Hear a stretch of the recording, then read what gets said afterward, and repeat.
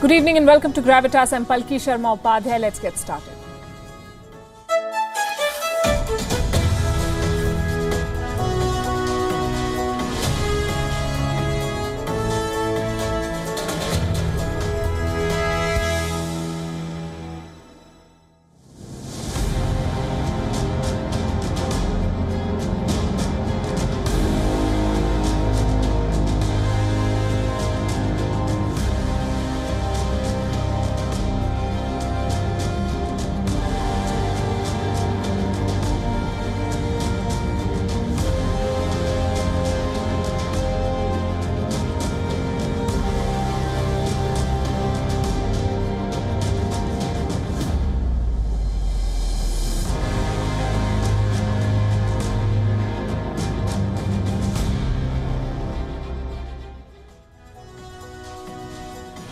This pandemic has shown us the best and the worst of India. Let me start with the best. Every day we wake up with SOS messages in our phones. People looking for hospital beds, remdesivir, oxygen, you name it, and they're looking for it. And we share these messages. We amplify these calls for help. And complete strangers come forward to help. Sometimes you feel like you've hit a dead end. It's very frustrating. But a lot of times you make headway. It's incredible how much people are prepared to do for each other. It gives you hope. Then reality hits you. You hear about black marketing of essential supplies. You hear about shortages on every front. You also see misinformation and panic mongering, and you shake your head in disbelief. How do people stoop to such levels in such times? And we've all experienced this, all of us. And we all ask the same question: when will all of this end? Experts say we could hit the peak this week. Tonight on Gravitas, we'll discuss if this is too optimistic a projection, on what is it based? We'll also talk about what's happening at the IPL, the Indian Premier League. Despite the secure bio bubble, players and support staff there have tested positive, some of them. Where does this leave the tournament? And the security of others, the foreign players who will not be allowed entry in their own countries. There's a lot to talk about. Also on the show, are embassies hoarding essential supplies in India? Some social media posts have triggered a storm. Opposition party workers supplying oxygen cylinders to embassies. New Delhi says, do not hoard. What is the deal with India's biggest vaccine maker? Adar Poonawalla says he's facing threats in India. Is he crumbling under pressure? Is he profiteering from the pandemic? Or is he a victim of the system? We'll bring you his story. Do you think watching news makes you depressed? Would you much rather have a sanitized, even cheerful version of this crisis? Or do you want the truth? Tonight we take up the positivity debate. And there are already predictions for a third wave. Those under 18 may be the worst hit next, say reports. What about vaccines for children? We begin as always with Gravitas Global Headlines.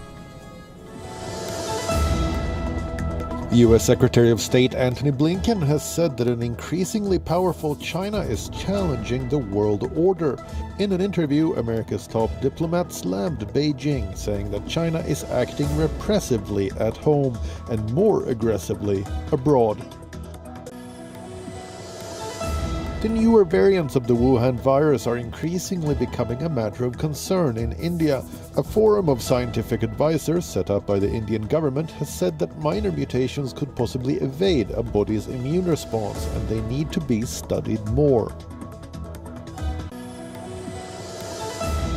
Russia is lagging behind in the global vaccine drive. Only 5%, or 7.7 million people, were fully vaccinated by the end of April. Reports say Moscow has now set a target of administering 3 million jabs by June. Iran has claimed a major breakthrough in its negotiations with the United States. The country's chief negotiator, Deputy Foreign Minister Abbas Araghchi, said sanctions on the energy, automotive, financial, banking and port sectors could ease. Talks between both sides had begun last month to revive the nuclear deal that was scrapped by the Trump administration. Nepal's Prime Minister KP Sharma Oli will seek a vote of confidence on the 10th of May in a bid to stay in power. This comes after Nepal's Supreme Court had reinstated the parliament back in February. Reports say a section of Oli's party, led by former Prime Minister Madhav Kumar Nepal, is not happy with the Prime Minister. Oli's ties with his own party members had soured last year, following which he had dissolved the parliament in December. The military junta that took power in Chad last month has named a transitional government. The military had taken charge after the shock death of veteran leader Idriss Déby Itno. Déby's 37-year-old son Mahamat has now emerged as the new strongman. Mahamat has named 40 ministers to the cabinet.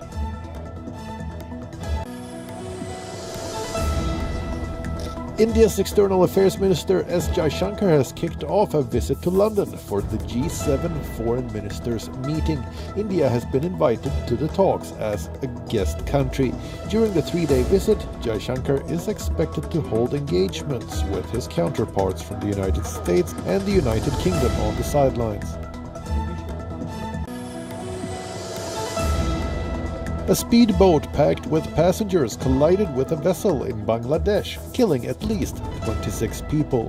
The local police fear more people could have died. The crash happened on the Padma River. Rescue teams managed to save 5 people.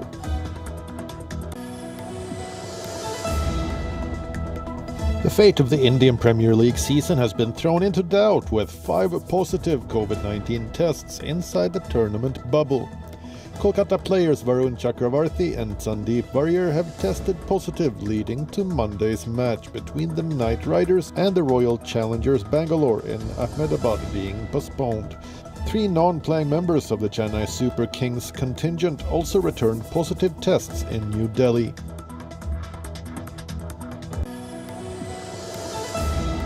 The Manchester United Supporters Trust has urged the club's co-chairman Joel Glazer to engage with the fans in order to prevent a repeat of Sunday's protest at Old Trafford. Around 200 fans broke into the club's stadium in a demonstration against the club's owners following the recent Super League fiasco. It forced United's Premier League match against Liverpool to be postponed. In an open letter, the group has made 4 demands, including a change in the club's ownership structure to a fan share model.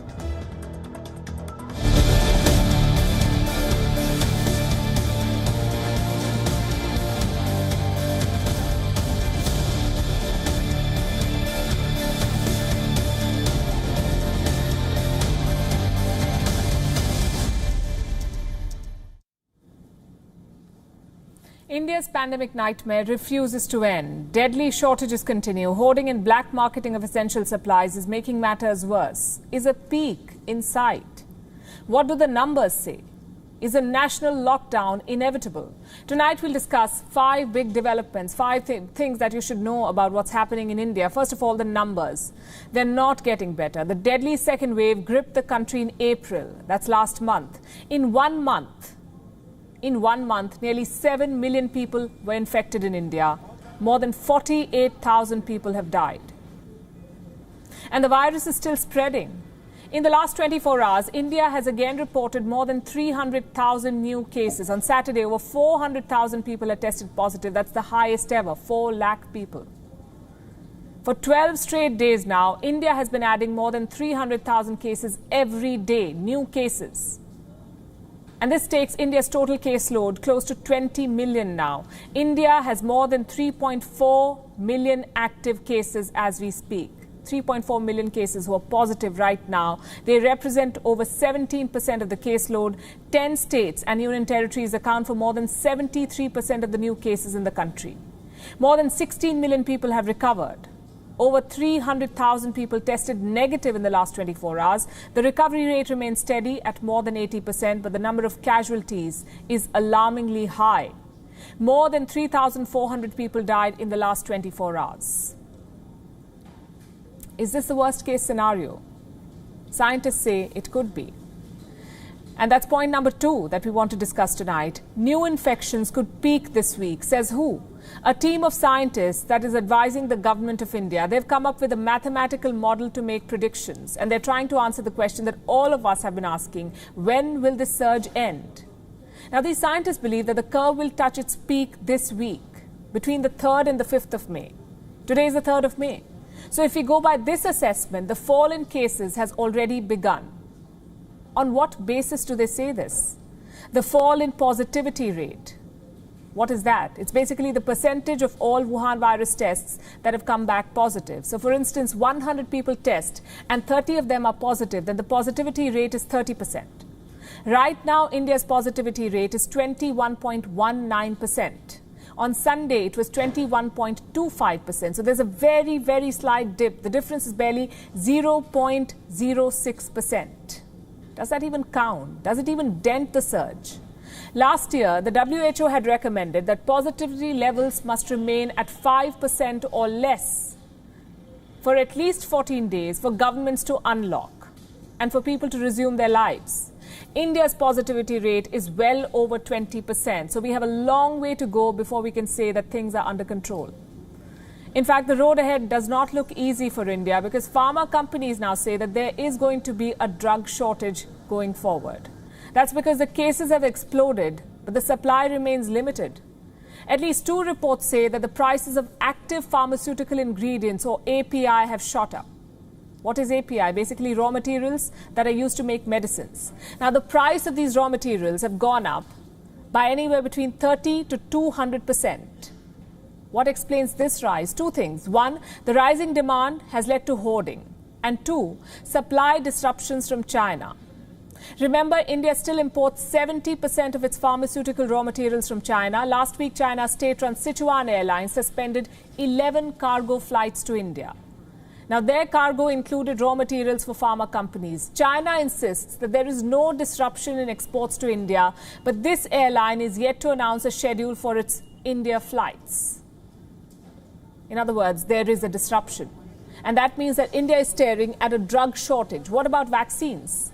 They're still locked up in patents. Last week, we told you how countries like the US and the UK were blocking India's bid to get patent waivers. Today, we can tell you they still haven't changed their minds. The United States remains non-committal on a patent waiver. Today, the government was asked about it. It said that America is still discussing all options with its partners. That's neither yes nor no. No mention of the waiver. While this battle continues, India's immediate concern is to control the caseload. How do you break the chain of infection? Is another lockdown the only option before India? Guess who is making this recommendation now? India's leading industry body, the CII, the Confederation of Indian Industry, CII. Its president, Uday Kotak, endorsed another lockdown today. He said, and I'm quoting, the CII calls for maximal measures at the national level, including curtailing economic activity to reduce suffering. Already, at least 11 states and union territories in India have imposed some form of restrictions, but there's no word yet on a national lockdown. And it's a tough decision to make. Lives and livelihoods, after all, must both be protected. They say the show must go on. This phrase has long been used to encourage players to perform, regardless of the circumstances. But when the circumstances become devastating, when people die faster than runs are scored, and I know how insensitive this sounds, but it's happening, can the show really go on? This question is at the center of a raging debate in India, a debate on the biggest sporting extravaganza in this country, the Indian Premier League, IPL. Should it be scrapped? Should it have been scrapped a few weeks ago? Should it continue? India is divided on this question. One side says there should be no place for entertainment amid such unprecedented grief and suffering. The other side says the IPL provides a window of escape, a distraction from the tragedy, and it doesn't consume frontline resources, so it should go on. What about the safety of the teams? They were supposed to be in secure bio bubbles. Well, those bubbles have been breached now. IPL players and staff have tested positive. 2 players were part of the Kolkata Knight Riders squad. 3 members of the Chennai Super Kings contingent. 5 DDCA ground staff have caught the Wuhan virus. Where does this leave the tournament and the safety of others? What happens to foreign players whose countries will not let them fly back home immediately? Here's a look at the political, social, legal and moral debates around the IPL.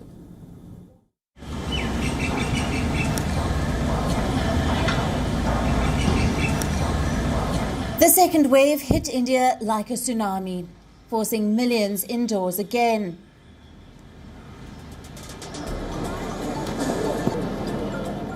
In a country where cricket is followed like a religion, watching the IPL at home has become a lifeline for many. A much-needed break from the devastation around them. But can the games continue even when those playing are at risk? 2 players in the Kolkata Knight Riders squad are infected.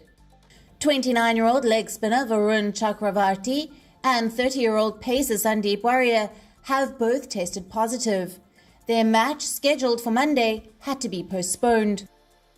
Also infected are 3 staff members of the Chennai Super Kings contingent and 5 members of the Delhi and District Cricket Association staff. Clearly, the IPL's bio bubble has been breached, throwing the upcoming games into uncertainty. Hashtag Cancel IPL 2021 is trending. Critics ask if cricket is more important than the lives of players. Most questions are being directed at BCCI President Sourav Ganguly, who just last week had promised to continue the games despite international pullouts. This time the BCCI has maintained a worrying silence, and it's not helping the case. At least 30 international players and cricketing staff are currently in India. Most of them are from Australia and New Zealand. Both countries have imposed a travel ban on India. They've asked players to not fly back home, threatening them with legal action if the ban is defied. Australia's chief medical officer has issued a warning. He says the stranded citizens face the prospect of serious illness without proper health care. The result is this: many foreign players and staff have been forced to take refuge elsewhere. Like former Australian cricketer Michael Slater, who has flown to the Maldives and is awaiting permission to travel home. The player has publicly slammed his government, saying, "If our government cared for the safety of Aussies, they would allow us to get home. It's a disgrace. Blood on your hands, Prime Minister. How dare you treat us like this?" Back in Sydney, the Australian Cricket Association says it's doing everything possible to get the players home. Look, I think in any COVID environment you have to have multiple plans, so we'll have a number of different scenarios. So we're obviously in contact with Cricket Australia at the moment and government, but in a perfect sense, the numbers might stabilise and we'll be able to get our players all back onto normal commercial flights at some point at the end of the tournament. There are reports of the travel ban being challenged in Australian courts. Health Minister Greg Hunt says the move is lawful. It's the first time Australian citizens and permanent residents are being prevented from entering their own country. Players testing positive, matches getting postponed, and international cricketers being abandoned by their home countries. At the onset of IPL, the authorities claimed to be conducting the tournament for the sake of humanity. Now, for the sake of the safety of the players, they must find a solution. Bureau Report, WION World is One.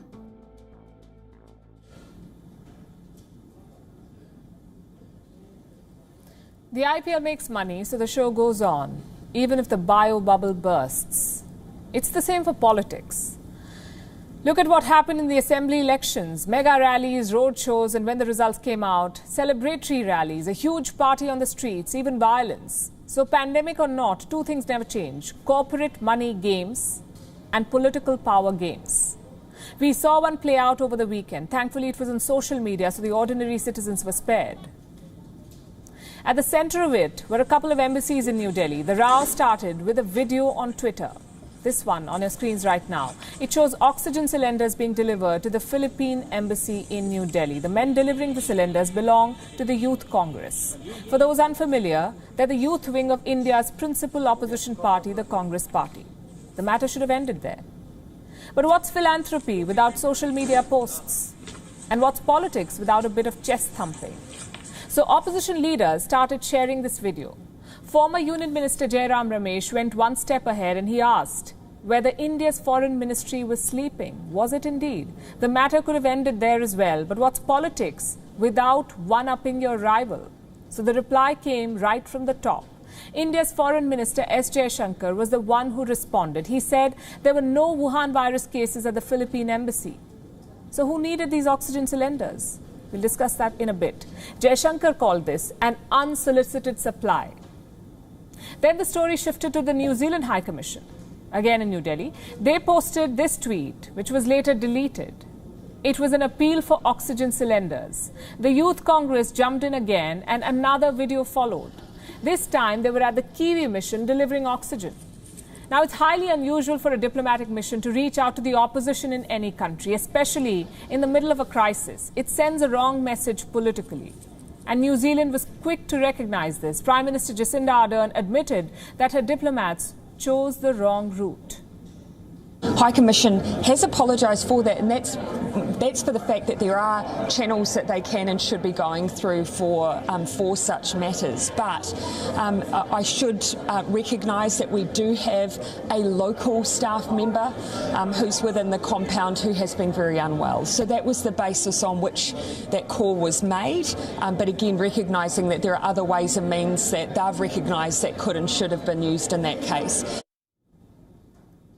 So New Zealand should have been more mindful of the protocols. It was some employees' moment of desperation on Twitter. But there's no denying the fact that our leaders, Indian leaders, should have been more mature. Jairam Ramesh continued with his jibes on Twitter. And this time, the MEA spokesperson set the record straight. And I'm quoting, "The chief of protocol and heads of divisions are in continuous touch with all high commissions and embassies. And MEA is responding to their medical demands, especially those related to COVID.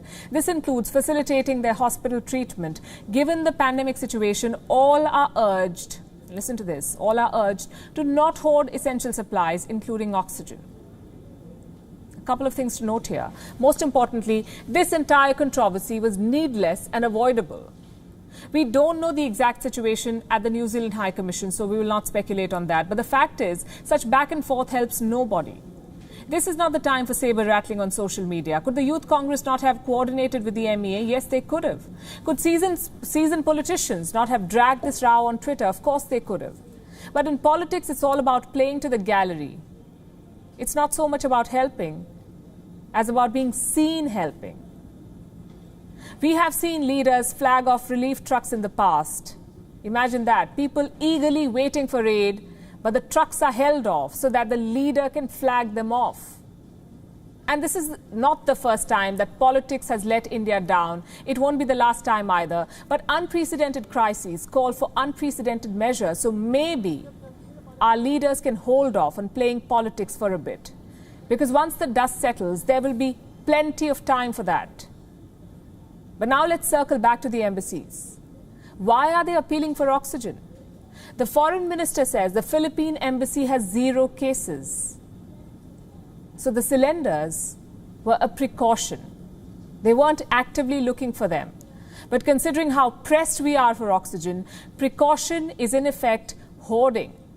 And this applies for all embassies. We realize how vulnerable the diplomats feel. They're thousands of miles away in a foreign land in the middle of a deadly pandemic. It's not an ideal situation. But there are patients who need oxygen right now, not hypothetically in the future. So hoarding is simply not acceptable. And this was the MEA's message to embassies and high commissions in India. Do not hoard essentials, including oxygen. As for the politicians, these diplomats are our guests. Helping them is our collective responsibility. India has offered vaccines to all foreign diplomats. A few of them have already gotten the jabs. But the season of politics is perennial.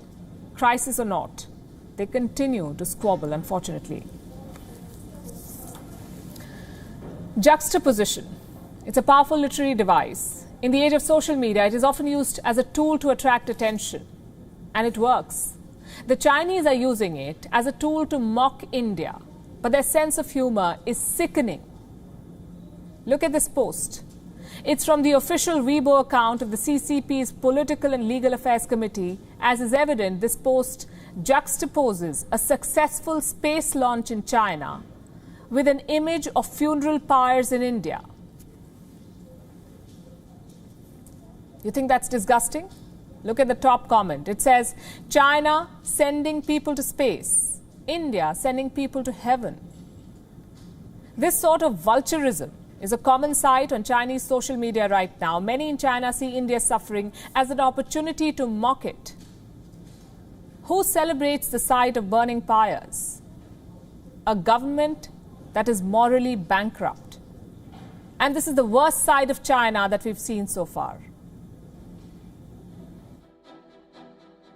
Mao Zedong, the founder of the People's Republic of China, once famously said, "Not having a correct political point of view is like having no soul."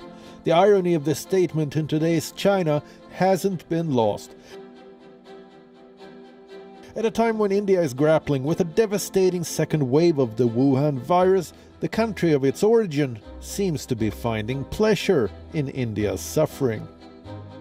The state-run Weibo accounts are sending out insensitive posts like these. China ignites versus India ignites. Juxtaposing a space launch in China with cremation pyres in India. What's worse is that the account that posted this image is linked to the Central Commission for Political and Legal Affairs, a powerful organ of the ruling Communist Party, which oversees law enforcement in China. The post has now been deleted. Just like this one, which compared China's Fire God Mountain, an emergency hospital built in Wuhan, with what it called the Indian Mountain of Fire, with an image of mass cremation in India. When asked for a clarification on this abominable sense of humor, the Chinese Foreign Ministry feigned total ignorance, hiding behind the excuse that the posts can no longer be found. But the Chinese state media is awash with such comparisons and commentary. Guancha, a state-run website, carried this headline on Saturday, mocking the Indian Prime Minister for praying at a shrine. The Global Times carried this headline last month, saying India cannot afford a China decoupling as the virus rages. Such attempts to stoke nationalism by deriding other nations is not a new trend. The Chinese media and China's wolf warrior diplomats have a long history of mocking the world. Just this week, the Chinese embassy in Japan posted this anti-Semitic tweet and deleted it. The post carried the image of a Grim Reaper wearing an American flag and carrying a skiff with the Israeli flag, going from one country to another, leaving a bloody trail behind him. In November 2020, Xiao Lijian, Chinese Foreign Ministry spokesperson, posted this, a digitally altered image that appeared to show an Australian soldier slitting the throat of an Afghan child. And during the 2017 Doklam standoff, state-run Xinhua news agency released this video, parodying Indians for the way they look and speak. For China, such posts may win likes and shares from a few hardliners, but at what cost? Eroding China's already dismal international reputation. Bureau Report, WION, World is One.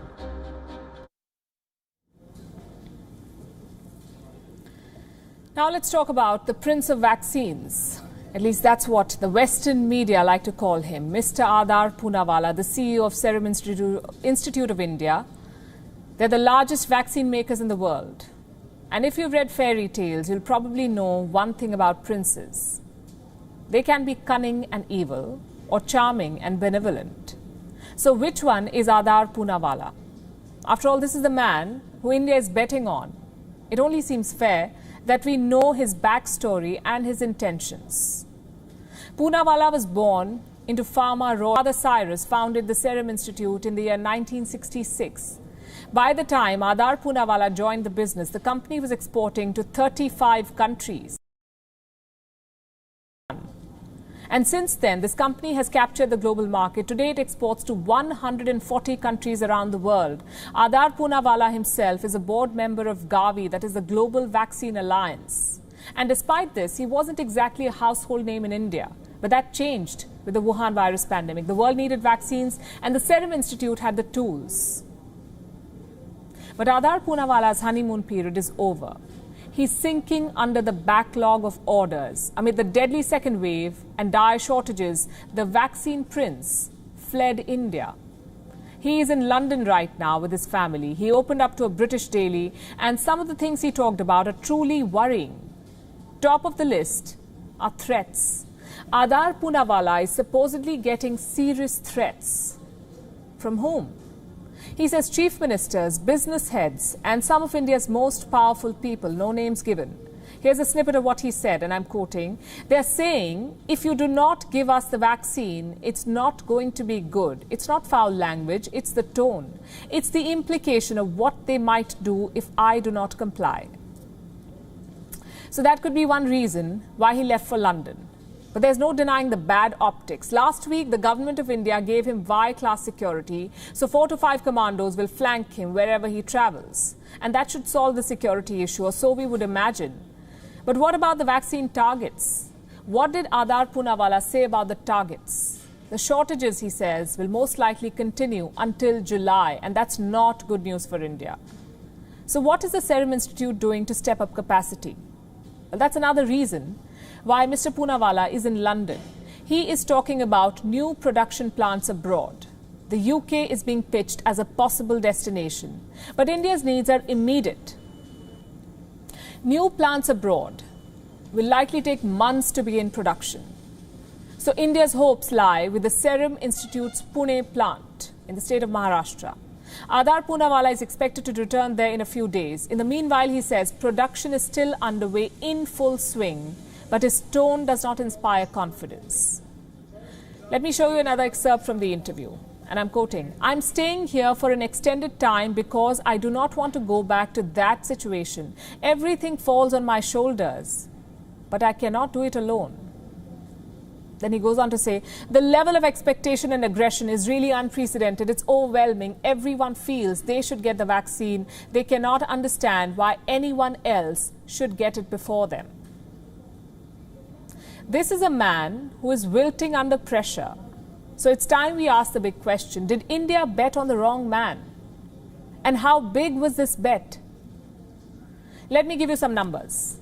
Back in the month of March, the government of India placed an order for 10 crore doses of Covishield, the AstraZeneca vaccine. That's 100 million shots, 10 crore. This was at the cost of more than 1,500 crore rupees, 1500. That was the first order. But soon we realized that we need more shots. So Adar Poonawalla requested government funding. And this too was granted. The Serum Institute got 3,000 crore rupees from the central government. And now we have confirmation of a second order. This is for 11 crore doses of Covishield at a cost of more than 1,700 crore rupees, 1,700 crores. These doses are for the months of May, June and July.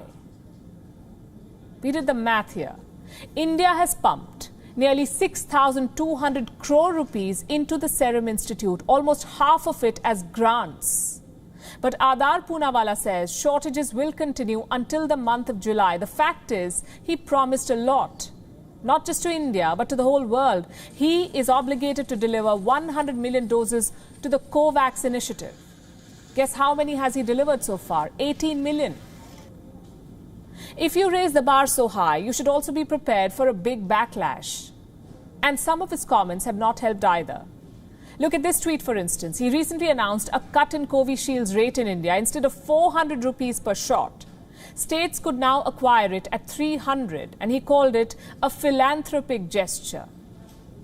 Well, it was anything but philanthropy. It was a readjustment of profit margins. He cut some of his own profits. And in the middle of a deadly pandemic, that is basic decency, nothing to boast about. Amid all the bad press, Adar Poonawalla is on damage control mode now. He's trying to twist his words from the interview. So what's he saying now? Number one, he says expanding capacity cannot be done overnight. Number two, he says it is not easy to vaccinate a country as big as India. We already know these things. So did Adar Poonawalla. Then why did he overcommit and overpromise? And now that he has failed, why is he playing the victim card? So coming back to our question, how do we judge this man? Is he profiteering from the pandemic? Of course he is. Every pharma company is. But is he also a victim of the system? Not quite. The threats to him and his family are unacceptable. No two ways about it. But ask any celebrity CEO and they'll tell you the same story, unfortunately. Serum's website says 65% of all children in the world have gotten at least one serum jab. That's massive market dominance. In normal times, such companies streamline matters for governments. Easy one-on-one dealings. But when there's a supply crunch, like right now, these companies cannot keep up. So the vaccine prince stumbled, and he's taking India along with him. And that's the story of Adar Poonawalla, and in many ways, that's what this pandemic is about. A string of stories of regimes covering up the Wuhan virus, stories of world agencies playing along, stories of shortages, hardships, death. You know these stories because of us. And by us, I mean the news media. So let me say this tonight. Journalists have been the invisible frontline workers of this pandemic. While you stayed home, reporters ventured out. First wave, second wave, it did not matter. The news always topped the agenda. Every day of the last year, our team has come to work, risking themselves and their families. What are we doing here? We are telling your stories. Well, turns out, people don't want them. They want rosier pictures, positive spins. WhatsApp forwards now say quarantine the media because they spread negativity. Well, here's a fact. The media did not create the pandemic. They only report it. And I don't speak for all media because I know there are those who exaggerate. And that's wrong. But for now, since everyone insists on positivity, let's talk about positivity. And let me tell you, this is complicated stuff. I'll try to simplify it. There is a direct link between the content you consume and your mental space. Think about it. You're generally happy after watching a funny movie. Not so much after a nail-biting thriller. The same applies for news. We end our show every day with a segment called Gravitas Images. What do you think that is? And why do we do this? To leave a light-hearted impression on you, the viewer. But can you apply this to wars and pandemics? There are people who say that relentless reporting on the second wave is spreading negativity. Are you one of those? Do you agree with this argument? And before you decide, look at some facts, not perspective, facts. More than 3,000 Indians are dying every day from the Wuhan virus. That is a fact. And it's a fact that Indians have a right to know. It reinforces how serious this pandemic is. Then you have information of all kinds. Is there a lockdown in your area? What are the best practices? What do you do if you contract the virus? These are all questions that the media has been trying to answer and should continue to answer. Of course, there are people who take it too far, people who try to spread fear, panic, misinformation. But here too, the media can play a positive role, should play a positive role, check facts, bust myths. And none of this can be a half-baked approach. We can't just report the good and ignore the bad. That's a choice that you as a viewer are empowered to make, not us. So not reporting the problem is not an option, not for us. We've said repeatedly that information is your biggest weapon. The more you know about the pandemic, the better equipped you are to face it. Today, the matter reached the Indian courts. Is the pandemic coverage too negative? You must know what the Supreme Court of India said. It said that the free flow of information must continue.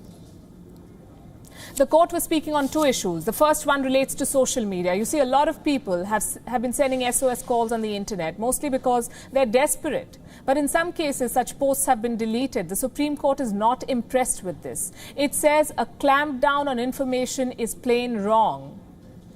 And going forward, it would amount to contempt of court.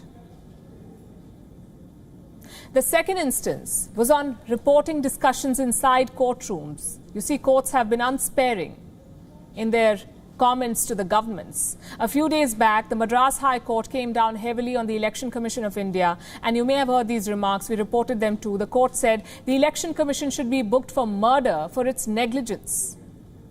So what did the Election Commission do? It went to the Supreme Court of India and it said that the media should be prevented from covering this bit of news. The top court has rejected this plea. It said that such reportage was in public interest, and we could not agree more. If you think watching negative news is taxing, think about the people covering it, let alone the people living it. It gives us no joy to tell you these stories of suffering, of people dying because they could not find an ICU bed. But that is India's reality, and reality is rarely pleasant. So what's the solution? What do you do if the pandemic coverage is genuinely affecting your mental space, and we understand that happens? You're always free to switch off. But remember this is not the same as ignorance. It's a choice that you're making. Do not consume the news, but don't pretend that the pandemic does not exist.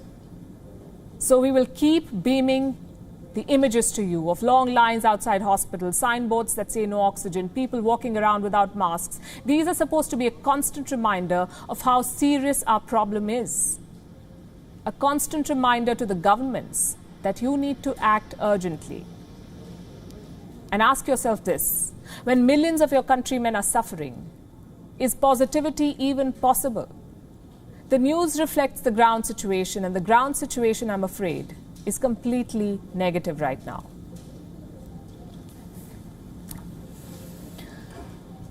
But we do have one positive story to report tonight, and we always try to include those too.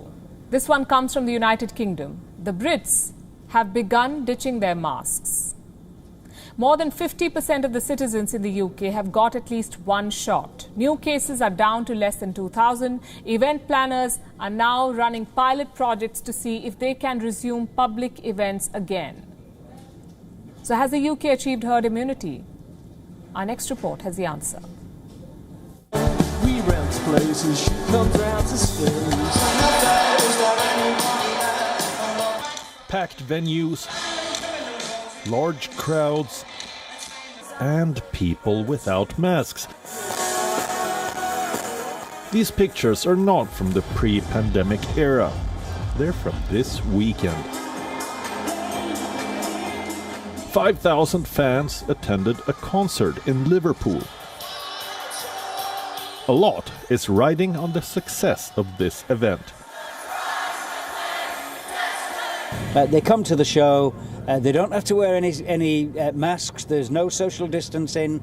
Once they get into the show, they can party as though it's 2019, almost pre-COVID times. They can have a beer, they can have a veggie burger, they can have whatever it is they want to do. And then 5 days after the show, we're asking them to do a PCR test to sort of measure whether there's been any growth of spread of the virus as a result of the show happening. The concert in Liverpool was a mini festival, an official trial event by the British government to test if people can resume gathering in large numbers. All ticket holders had to undergo a swab test. They had to test negative 24 hours before the event. They will need to be tested again 5 days later to check if the virus managed to make its way in through the crowds and infect the attendees. The UK government is planning more such events. The biggest one, perhaps, will be at the Wembley Stadium on the 15th of May, where 21,000 fans will watch a football match live. The United Kingdom's mass inoculation drive has been successful so far. New infections dropped by about 60% in March in the past 14 days. New cases have fallen to less than 2,000. That's a drop of 15%. Deaths have reduced by 40%. Just 14 people died due to the Wuhan virus on Sunday. By now, more than 50% of the UK's population has got at least one shot, and over 30% of the citizens have been fully vaccinated. London is mulling lifting some curbs on international travel later this month, but after battling a deadly third wave, British Prime Minister Boris Johnson remains cautious. We'll be saying as much as we can a bit later on. The Joint Biosecurity Committee is having a look at exactly which countries they think are going to be safe. But I do think that it's important to be cautious in this. We do want to do some opening up on May the 17th, but I don't think that the people of this country want to see an influx of disease from anywhere else. I certainly don't, and we've got to be very, very tough, and we've got to be as cautious as we can whilst we continue to open up. With a big drop in new infections, is it safe to say that the UK has achieved herd immunity? An assessment from April said around 44% of people had some protection from the virus.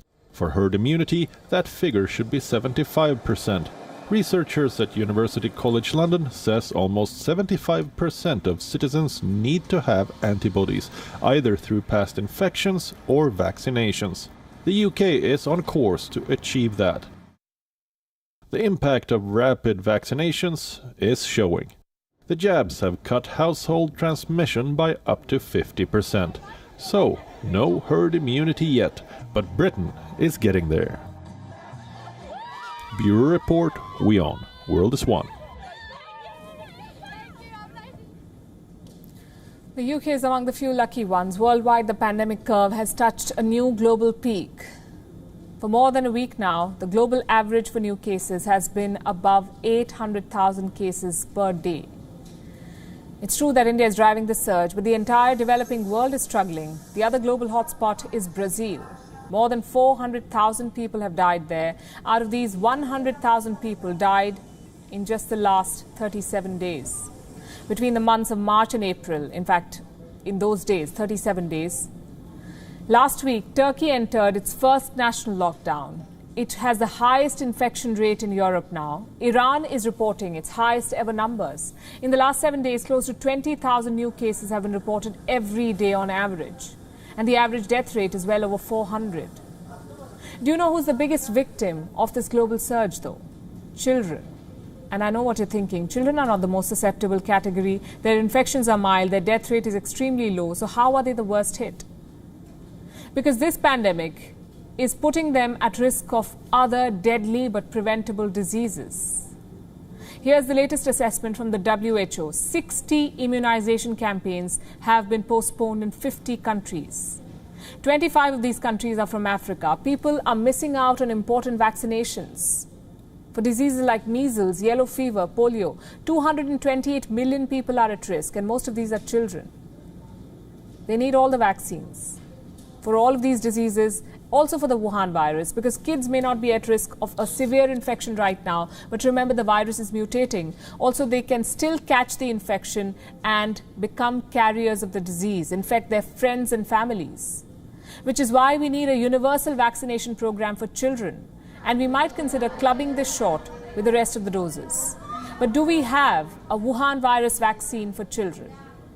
It's on its way, we are told. Vaccine makers have been filing for approvals around the world. They're not making different vaccines, but trials are underway to understand if existing vaccines can work on children. And how do they work on children? In late March, Pfizer began a trial to test its vaccines on kids between the ages of 6 months to 11 years. Pfizer has filed a request with the European drug regulator for older children. It wants the existing permissions to be extended to include 12 to 15-year-olds. A similar request has been filed before the American regulator as well. Israel is closely watching these assessments because it plans to open vaccinations for adolescents. So if the American regulator thinks that the Pfizer shot is safe for children, then it's safe for Israel too, so the government says. Moderna too is conducting 2 trials. They're happening in the United States and Canada. The first one is on children between 12 and 17. 3,000 children are part of this trial. The second trial began recently, where children under 12 and babies as young as 6 months will be given a shot, just like the adults. The kids in these trials will be given 2 doses, but those below 12 years of age will be given reduced quantities of the vaccine. Then we have Johnson & Johnson. It has started similar trials. The age group is 12 to 17. Participants are being enrolled in Spain and the United Kingdom. The vaccine maker plans to extend this trial to the US, the Netherlands, Canada, Brazil and Argentina. AstraZeneca started its own trial in the United Kingdom earlier this year. But last month, the trial was halted after cases of rare blood clots emerged. India does not figure in any of these lists, as you can see. It's the developed world that gets the first mover's advantage, also the first dibs. But India recently eased the rules to approve vaccines. New Delhi will green light a shot if it is approved by regulators in American, European, British, Japanese or WHO parameters. So it doesn't need to conduct separate trials for children, the so-called bridging trials. But it needs to plan how it's going to get more doses once they're approved. Already, India's vaccination campaign is struggling. All adults can now take the shots. But even before the drive began, 20 states declared they do not have enough doses for everyone. The result is this: India's vaccination drive is still moving at a snail's pace. Inoculation for all adults began on Saturday, the 1st of May. Do you know how many citizens between 18 to 44 actually got a shot? about 86,000. That's it, in a country of 1.3 billion. At this rate, kids may have to wait for many months to get a shot in India, and India cannot afford that. Already, the surge has sparked fears of a third wave. The Health Minister of Maharashtra is anticipating one as early as July or August. Maharashtra is India's biggest hotspot. It's one of the worst affected states, and whenever cases have spiked in this state, the virus has somehow managed to make its way to other states as well. It's one of the most connected as well. The first wave hit the most vulnerable. The second wave is impacting the youth. Will the third wave hit children? India must protect its children from the Wuhan virus. Start planning inoculations for kids now and do not ignore the risk. Now let's talk to you about a summit that is underway in London, the G7 summit, Group of Seven. After 2 long years, the Group of Seven has come together to meet in person. What's on the agenda, who all are attending, and what is expected in the discussions. In the next 4 minutes, we'll explore this. Let's start with some basics. The G7 is an intergovernmental organization which represents 58% of global net wealth, 46% of global GDP, and 7 of the biggest, most advanced economies in the world. It's an important organization as far as economic issues are concerned. The 7 members of this group are Canada, France, Germany, Italy, Japan, the United States and the United Kingdom, which currently holds the group's rotating presidency, which is why the meeting is happening in London. Besides these 7, representatives from various other countries have been invited as guests and observers. These include the European Union, Australia, Japan, South Korea, South Africa and India.